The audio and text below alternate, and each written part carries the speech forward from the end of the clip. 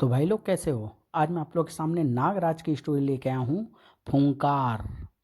चलिए कहानी स्टार्ट करते हैं। पृथ्वी पर मौजूद कई अदृश्य शक्तियाँ हम पर हर वक्त प्रभाव डालती रहती है। सूर्य के विकिरण, ब्रह्मांडीय धूल, चुंबकीय क्षेत्र, रेडियो तरंगे और न जाने क्या क्या पृथ्वी पर मौजूद हर वस्तु और यहाँ तक कि पृथ्वी पृथ्वी पर भी ऐसे प्रभाव डालता है जो अनजाने होने के साथ साथ अकल्पनीय भी है। इससे आपको न तो नागराज के सर्प बचा सकते हैं और न ही ब्रह्मांड के सबसे घातक विष से भरी उसकी फूंकार। इसमें सबसे खतरनाक असर हो सकता है पृथ्वी के चुंबकीय क्षेत्र का। तुमको मेरे साथ चलना ही होगा नागराज, दूसरी दुनिया में। दूसरी दुनिया यानी मौत के पार की दुनिया, यही समझ लो, क्योंकि उसके बाद तुम इस दुनिया वालों के लिए मर चुके होगे। मैं ऐसा नहीं कर सकता, मुझे ये दुनिया छोड़ने पर कोई मजबूर नहीं कर सकता। इसकी रक्षा मेरा कर्तव्य है और नागराज अपने कर्तव्य से कभी विमुख नहीं होता। मैं भी नहीं होती और मेरा कर्तव्य है तुमको इस दुनिया से ले जाना। तुम्हारी शक्तियाँ मुझ पर असर नहीं करेगी। अब तुम्हें मेरे साथ चलना ही होगा नागराज, चलो। नहीं, मैं पृथ्वी लोक छोड़कर कहीं नहीं जाऊंगा, कहीं नहीं। तू चलेगा नागराज, चाहे अपनी मर्जी से या मेरी मर्जी से। इसकी शक्ति असीमित है। देव कालजयी, मुझे बचाएं, बचाएं। मैं तुमको बचाऊंगा। तुम कौन हो? अपने आप को ही नहीं पहचानते हो नागराज? ये तो मुझे भी नहीं पहचानता।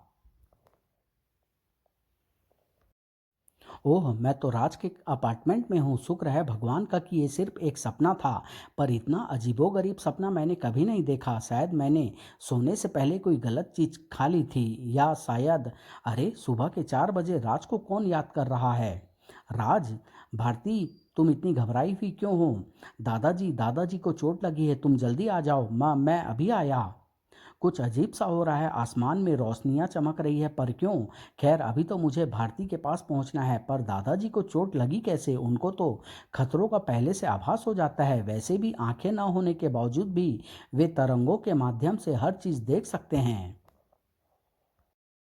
मुसीबत तो निश्चित तौर से अपना सिर उठा रही थी और इससे किसी का नुकसान होने वाला था तो किसी को फायदा भी होने वाला था। यही मौका है, आज हम सब इस जेल से बाहर होंगे। लेकिन अगर हम सेल से बाहर निकलने में कामयाब हो भी गए तो भी फायदा क्या है? वह हमको पकड़कर फिर से इस मैग्नेटिक सेल की कैद में डाल देगी। इसकी तो मैं उसकी तो मैं धीरे बोलो। सुना है कि वह कहीं से भी कुछ भी सुन सकती है। उसकी शक्तियों से हम पार नहीं पा सकते। मेरे पास उसकी शक्तियों का इलाज है। बस पहले हमको किसी तरह से सेल के एयर कंट्रोलर सिस्टम तक पहुंचना है। उस पर तो कड़ा पहरा रहता है, वरना अब तक तो हम उसमें मूर्छा का रसायन मिलाकर गार्ड्स को बेहोश कर देते और आज़ाद हो चुके होते। पहरा रहता है, लेकिन वायु नियंत्रक के सिर्फ उसी हिस्से पर जो सेल के अंदर की वायु को नियंत्रित करता है, उस हिस्से पर नहीं जो अंदर की वायु की गंदगी को खींचकर बाहर के वायुमंडल में फेंकता है। ये तो सही है, पर मशीन के उस हिस्से के जरिए हम सेल के अंदर कोई खतरा कैसा पैदा कर सकते हैं? उस हिस्से का प्रयोग हम सेल से बाहर खतरा पैदा करने के लिए करेंगे। सेल से भागने के लिए तो हम उस मैग्नेटिक वेब मशीन पर कब्जा करेंगे जो जेल के द्वारों को मैग्नेटिक शील्ड के द्वारा लॉक रखता है। कुछ समझ आया? नहीं तो सुन, पहले हमको एयर कंट्रोलर के इंजेक्शन सिस्टम तक पहुंचना है। ये समझ में आ गया, आओ। सेल के एयर कंट्रोलर का इंजेक्शन सिस्टम किसी भी दृष्टि से संवेदनशील स्थान नहीं था, इसलिए उस पर ज़्यादा सख्त पहरे की जरूरत समझी नहीं गई थी। गुड, अब इस क्रिस्टल के चूरे को सिस्टम में डालूंगी और यहाँ की तेज हवा इस चूरे को बाहर के वातावरण में बिखेर देगी।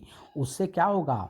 ये चूरा हवा से शक्तिदायी रसायनों को सोख लेगा और हमारा दुश्मन कमज़ोर हो जाएगा। पर इतना सा चूरा इतने बड़े वातावरण से उन रसायनों को साफ कैसे करेगा? इस खास केमिकल को मैंने एक मोटी रकम की घूस देकर सेल में मंगवाया है। अब देखो इसका तमाशा। अब पृथ्वी के वातावरण में सांस लेने वालों की खैर नहीं है। पता नहीं ये पृथ्वी के किस भाग पर मौजूद स्थान था, पर यहाँ पर स्थिति भयावह होती जा रही थी। मेरे हाथ पैर एकाएक कांप क्यों रहे हैं? कोई मुझे थोड़ा सा जहर दे दो, जल्दी करो। और यहाँ पर भी स्थिति बेकाबू थी। भारती, क्या हुआ दादा वेदाचार्य को? कौन है? कौन घुस आया है मेरे निवास में? दादाजी, ये मैं हूँ नागराज। कोई फायदा नहीं नागराज, ये बहुत उत्तेजित हैं, कुछ सुन ही नहीं रहे हैं। तब तो इन्हें अपने आप को और नुकसान पहुंचाने से रोकना होगा, इनको शांत करना होगा, इनको ट्रैंक्विलाइजर देकर सुलाना होगा। पर ट्रैंक्विलाइजर की दवा या इंजेक्शन इनको देगा कौन? मैं दूंगा। ये क्षीण विष फुंकार इनको कुछ देर के लिए सुलाकर इनके दिमाग को शांत कर देगी। ओह थैंक्स नागराज, मुझे तो समझ में ही नहीं आ रहा था कि मैं क्या करूं। अपने सिर के साथ साथ ये घर की आधी चीज़ें तोड़ चुके हैं। इनका इतना अजीब व्यवहार मैंने कभी नहीं देखा। सभी तरफ अजीब सा हो रहा है। बाहर आसमान में अजीब सी रोशनियां चमक रही है और आज रात ही मैंने ज़िंदगी का सबसे अजीब सपना देखा। मैंने सपने में अपना ही स्त्री रूप और बाल रूप देखा। स्त्री रूप मुझे किसी दूसरी दुनिया में ले जाना चाहता था और बाल रूप मुझे बचा रहा था। पता नहीं ऐसा सपना मैंने क्यों देखा, पर वह सपना एकदम असली लग रहा था। क्या इस सपने का कोई अर्थ है? अर्थ है नागराज, तुमने शायद भविष्य देखा है। दादाजी, आप होश में आ गए और शांत भी हो गए हैं। हाँ नागराज, और मैं अपने व्यवहार के लिए माफ़ी भी मांगना चाहता हूँ। दरअसल मैं चारों तरफ एक अद्भुत ऊर्जा को महसूस कर रहा हूँ। ये ऊर्जा मेरे देखने और सुनने की तिलिस्मी शक्तियों पर बुरा असर डाल रही है। तुम पर भी शायद इसी ऊर्जा ने असर डाला है और तुम्हारे मस्तिष्क के इच्छाधारी केंद्र को अत्यधिक सक्रिय कर दिया है। इसलिए तुमको भविष्य सपने के रूप में दिख रहा है। यकीन नहीं होता, पर ये ऊर्जा आ कहाँ से रही है? शायद यहाँ से। रंग की ये बदबू मुझसे सही नहीं जा रही है। ये रंग नहीं है मूर्ख, ये रिफ्लेक्टिव लिक्विड की परतें हैं। ये हमको गार्ड्स की नज़रों में आने से बचाए रखेगी और हम आराम से मैग्नेटिक चैम्बर तक पहुंच जाएंगे। समझ में नहीं आता कि तुम्हारे जैसी ब्रिलियंट साइंटिस्ट सेल जेल में क्या कर रही है। मुझे भी नहीं पता, बस सिटी सेंटर में मेरी एक केमिकल ड्रॉप से एक छोटा सा ब्लास्ट हो गया, एक मामूली सा इंसान मर गया और इन गधियों ने मुझे यहाँ बंद कर दिया। पर बस अब और नहीं, आज सरानी इस कैद से बाहर होगी, सेल जेल से बाहर। बिल्कुल सही, क्योंकि तुम्हारी इस हरकत के लिए तुमको डार्क सेल में भेजना पड़ेगा और वह जगह सेल जेल से बाहर एक पर्वत की चोटी पर है। तुम लोगों ने हमें देख कैसे लिया? देखा नहीं, सेंस किया, हीट सेंसर की मदद से। तुम हमारे विजन स्पेक्ट्रम से बच सकती हो, पर इंफ्रारेड स्पेक्ट्रम से नहीं। ये तुम्हारे बदन की गर्मी को भाप कर तुमको कभी अदृश्य नहीं होने देगा। ऐसा है तो फिर हीट सेंसर्स को अदृश्य होना पड़ेगा। पीछे हटो, इसके पास फोटान गन कैसे आई? इसको तो एक मामूली ब्लास्ट लगभग हर चीज़ को प्रकाश कणों में बदल सकता है। हमको फोटान प्रूफ सूट पहन कर आना पड़ेगा। फोटान गन बनाना तो मामूली सा काम है, बस एक मोबाइल फ़ोन, एक हाई पावर हीलियम लैंप और एक मामूली सा डायमंड जैसा मेरी उंगली में हमेशा लगा रहता है। रास्ता साफ है मिस। मैग्नेटिक फील्ड को बंद करके सारे दरवाजे खोल दो, सेल के दरवाजे, कॉरिडोर की ग्रिल्स और बाहर जाने वाले टाइट टाइटियम डोर्स। अभी लो सरामी मैम। अब अरे, यहाँ पर तो ढेर सारे बटन हैं, ढेर सारे हैंडल है, स्विच है, और इसे क्या कहते हैं? खैर, अब मैं दबाऊं क्या? सरानी महारानी को अंदर आते आते समय लगेगा और उतनी देर में शायद गार्ड्स प्रोटोन प्रूफ ड्रेस पहनकर आ जाएंगे। ये मुझे खुद ही अपने वो क्या होता है, हाँ, दिमाग से काम लेना होगा। और मेरा दिमाग कहता है कि किसी भी चलती चीज़ को बंद करने का एक श्योर शॉर्ट तरीका होता है, उसे तोड़ दो। अब मेरा दिमाग ये कह रहा है कि मशीन के इस हिस्से को तोड़ देने से मैग्नेटिक फील्ड जनरेटर बंद हो जाएगा। मिस का दिमाग सही कर मिस का दिमाग सही कह रहा था, लेकिन वह दिमाग यह नहीं जानता था कि उसकी तोड़फोड़ ने मैग्नेटिक फील्ड जनरेटर को बंद करने के बजाय तारों को अंदर से जोड़ दिया था और अब कई गुना ज़्यादा पावर मिलने के कारण जनरेटर कई गुना ज़्यादा तेज़ी से घूमने लगा था और उसके द्वारा पैदा की जाने वाली मैग्नेटिक फील्ड की शक्ति भी कई गुना बढ़ गई थी। और इस प्रचंड ऊर्जा का असर जल्दी ही हर तरफ नजर आने वाला था। ऊर्जा का स्तर एकाएक बढ़ गया है नागराज। ऐसा लग रहा है जैसे दो विपरीत दिशा से आ रही ऊर्जा की प्रचंड लहरें आपस में टकरा रही हो। खतरे का आभास तो मुझे भी हो रहा है दादा वैद। बचिए, ये क्या है? दूसरी मंजिल पर वाहन, वह भी अजीब सा, जबकि यहाँ तो आसपास कोई फ्लाईओवर तक नहीं है। ये हो क्या रहा है? हे देव कालजयी, क्या हुआ नागराज? बता नहीं सकता भारती, देखो और खुद समझो। इमारतों के बीच बीच में से अजीब सी बिल्डिंगें, हरियाली के बीच में नए रूप के पेड़, और वह आसमान में क्या उड़ रहा है? हर कोई चमत्कृत नहीं था। ओए, ये कैसी कार है? लगता है किसी कंपनी ने कोई टेस्ट मॉडल निकाला है। उड़ा ले इसे। तू मूर्ख ही तू मूर्ख ही रहा। ये गाड़ी उड़ा भी लेगा तो बचेगा, बेचेगा किसे? वो देख, गाड़ी गाड़ी जैसे ही अजीब से दो लोग आ रहे हैं, उनको लूटते हैं। जो टेस्ट मॉडल खरीद सकता है उसके पास तो माल भरा होगा। एक बात बता यार, ये बिल्डिंग कल तो यहाँ पर नहीं थी, फिर ये तू ना तू ना हमेशा काम के समय ध्यान बटाने वाली बात करता है। इधर ध्यान दे, पहले माल बना। पार्टी पास आ गई है। लगता है हम लोग कुछ ज़्यादा ही वाइन पी गए थे। हमने तो गाड़ी टाइम स्क्वायर पर पार्क की थी, लेकिन ये जगह कुछ बदली बदली सी है। काफ़ी कुछ पहचान में नहीं आ रहा है। ऐसा लगता है जैसे कि हम किसी दूसरे शहर में आ गए हैं। ये अपना ही शहर है, अपनी लूट मार किसी और शहर में कहाँ? ए फैंसी ड्रेस, फटाफट माल निकाल, वरना अपन फटाफट तेरी आंत निकाल डालेगा। 1 मिनट। क्या ये महानगर है? तुझे कहीं और लूट तुझे कहीं और लूटने जाने का है क्या? ये महानगर ही है। हम पर कई बिल्डिंग्स पहचान में क्यों नहीं आ रही है? खैर, अभी पक्का हो जाएगा। तुम हमें लूटने की कोशिश करो तो अभी तक अपन क्या डांडिया खेल रहा था? माल निकाल या जान निकाल? जान निकालूं क्या? ये आवाज़ कैसी है? गर्दन रेत डालूं क्या? पक्का पक्का हो गया डार्लिंग। ये महानगरी है। हम जरूर ज़्यादा वाइन पी गए हैं, तभी मुझे कमजोरी सी लग रही है। ये ये ये क्या हो गया बॉस? नागराज औरत कब से बन गई? मैं एक पुरुष मैं एक पुरुष? क्या तुम नाली के कीड़े मुझे गाली दे रहे हो? ये तो मैं बचपन से जानती हूँ कि पुरुषों का दिमाग औरतों से कमज़ोर होता है, इसलिए वे कभी औरतों की बराबरी नहीं कर सकते। पर वह दिमाग इतना कमज़ोर हो सकता है, इसका सबूत मैं आज ही देख रही हूँ। पर ये बात सच है, महानगर बदल गया है रातों रात। लोग कमज़ोर होकर सड़कों पर, घरों में गिर रहे हैं। हवा की महक बदल गई है। कुछ गड़बड़ है। मुझे इस समस्या के स्रोत का पता लगाना होगा, और इसके लिए मुझे भूल भुलैया में बदल चुके इस महानगर में विशैली का निवास ढूंढना होगा। वही मुझे बता सकती है कि इस मुसीबत का कारण और स्रोत क्या है। ये कौन थी? नागरानी? और हम कहाँ हैं? महानगर में। महानगर के अधिकतर इलाके तो सामान्य हैं, परंतु कुछ इलाकों में अजीबोगरीब वस्तुएं नजर आ रही है, और इन वस्तुओं के यहाँ पर दिखने का कारण इन वस्तुओं के मालिकों से पता चल सकता है। टिक्की, माल संभाल, आ गई हरी खाल। जबरदस्ती ब्रेक डांस मत कर। भला इसे कैसे पता चलेगा कि 200 किलो बहुमूल्य धातु सिस्टम चुराने वाले हम हैं?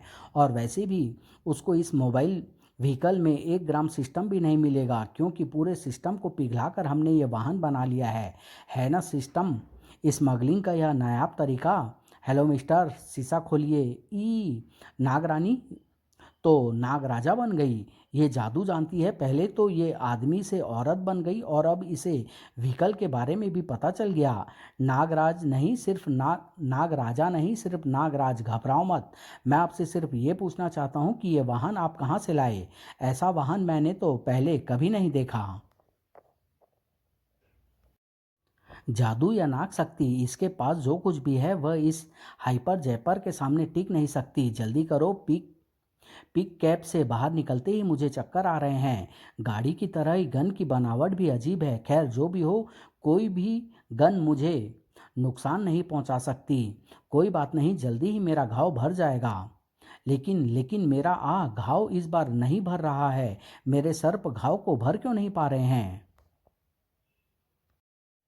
और इसी वक्त महानगर में ही कहीं पर, ओह, कई स्थानों के रूप बदल गए हैं। महानगर की कई जगह तो इन अजीबोगरीब नए निर्माणों के कारण पहचान में ही नहीं आ रही है। और इसी कारण जिस विश्लेषी के घर में आंख बंद करके पहुंच जाया करती थी, उसको ढूंढने में मुझे आधा घंटा लग गया। खैर, अब तो मैं आह, एकाएक मेरा सिर क्यों चकरा रहा है, मेरी आंखों के आगे अंधेरा सा क्यों छा रहा है। विश्लेषी, अब कैसा महसूस कर रही हो नागरानी? ठीक लग रहा है, पर मैं यहाँ पर कैसे आ गई? भगवान का शुक्र मनाओ कि तुम बेहोश होकर मेरे अपार्टमेंट की छत पर ही गिरी थी। मैं तुमसे ये पूछने आई थी कि ये सब क्या हो रहा है। मैं पहले से ही जानती थी कि तुम ये सवाल पूछने ज़रूर आओगी, इसलिए मैंने पहले से ही उन सवालों के जवाब ढूंढ लिए हैं। अब पहला सवाल पूछो, मुझे चक्कर क्यों आया? महानगर में ऐसा ही और लोगों के साथ भी क्यों हो रहा है? ये तो तुम जानते ही हो कि हमारे शरीर का स्वस्थ रखने के लिए एल्कोलाइट्स यानी क्षारीय तत्वों की आवश्यकता पड़ती है, और ये एल्कोलाइट्स हमारे शरीर को वातावरण की वायु से सांस के द्वारा मिलते हैं। हमारे वातावरण में एल्कोलाइट्स का सामान्य प्रतिशत 22.7 होता है, लेकिन अभी ये प्रतिशत गिरकर 37 पॉइंट पर आ गया है। इसलिए हमारे शरीर और मस्तिष्कों को जरूरी पोषण नहीं मिल पा रहा है। अगर ये पोषण हमको ना मिल पाया तो फिर क्या होगा? अगर ये प्रतिशत बढ़कर कम से कम 10% ना हो गया तो दिमाग के काम करने की क्षमता तेजी से घटती चली जाएगी और इंसान पागल होने लगेंगे। हे नागदेव, क्या ऐसा पूरी पृथ्वी के वातावरण के साथ हो रहा है? शुरुआत तो महानगर से ही हुई है, लेकिन अब हर देश से वातावरण के प्रदूषित होने की खबरें आ रही है। कहीं इसका संबंध उन अजीबोगरीब इमारतों से तो नहीं है जो महानगर में जगह जगह पर नजर आ रही है? शायद हो, पर एक बात और है। ये देखो, ये मैग्नेटिक फील्ड स्क्वायर है। इसकी मदद से मैं पृथ्वी के चुंबकीय क्षेत्र पर नज़र रखती हूँ, क्योंकि इस क्षेत्र का हमारे बदलते वक्त और मौसमों से सीधा संबंध है। पर अभी अभी इसकी मदद से मुझे एक नए अत्यंत शक्तिशाली चुंबकीय क्षेत्र का पता चला है, और मुझे पूरा यकीन है कि नई इमारतों को देखने का सीधा कनेक्शन इसी चुंबकीय क्षेत्र से है, क्योंकि चुंबकीय क्षेत्र पैदा होने के बाद ही इमारतें नजर आई है। उन इमारतों को एक विपरीत चुंबकीय क्षेत्र ने घेरा हुआ है, न तो उसमें से कुछ बाहर आ रहा है और न ही हम उसके अंदर जा पा रहे हैं। उन इमारतों में क्या है? क्या पुलिस ने इसकी छानबीन की है? ये नया चुंबकीय क्षेत्र कहाँ से पैदा हुआ है? अब बारी नागराज की थी। इस बार तुम्हारे घाव नहीं भरेंगे जादूगरनी, क्योंकि ये रेडिएशन गन है। रेडिएशन के कारण तुम्हारे वे सूक्ष्म सर्प घाव तक पहुंचने से पहले ही नष्ट हो जाएंगे, जो तुम्हारे घावों को भर देते हैं। ये तो नाग रस्सी है, एक और नई शक्ति, और इसके घाव भी भर रहे हैं। रेडिएशन घाव भरने की गति को सिर्फ धीमा कर पाया, नष्ट नहीं कर पाया। अब बताओ, कौन हो तुम लोग, और ये अजीबोगरीब वाहन कहाँ से लाए हो? हम कौन हैं? अरे, हमको तो तुम कम से कम 10 बार पकड़कर जेल में डाल चुके हो। और पिकमैन का ये मॉडल तो 4 साल पुराना है, इसमें अजीबोगरीब क्या है? कुछ भी समझ में नहीं आ रहा है। इनके अनुसार मैं एक औरत हूँ और इनको पहले भी कई बार पकड़ चुका हूँ। इनको पकड़कर इनके दिमाग की जांच करानी पड़ेगी। ये कहानी मैं यहीं समाप्त कर रहा हूँ। इसका अगला भाग बहुत जल्द आप लोग के सामने लेके आऊँगा। धन्यवाद।